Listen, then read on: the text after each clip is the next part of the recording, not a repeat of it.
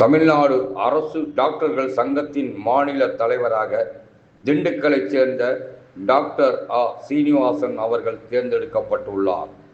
மதுரையில் நடந்த தமிழ்நாடு அரசு டாக்டர்கள் சங்க மாநில தேர்தலில் இவரை ஒருமனதாக தேர்ந்தெடுக்கப்பட்டார். தேர்ந்தெடுக்கப்பட்ட டாக்டர் சீனிவாசன் அவர்கள் தாழிக்கொம்பு அரசு ஆரம்ப சுகாதார நிலையத்தில் வட்டார மருத்துவ அலுவலராக பணியாற்றி வருகிறார்.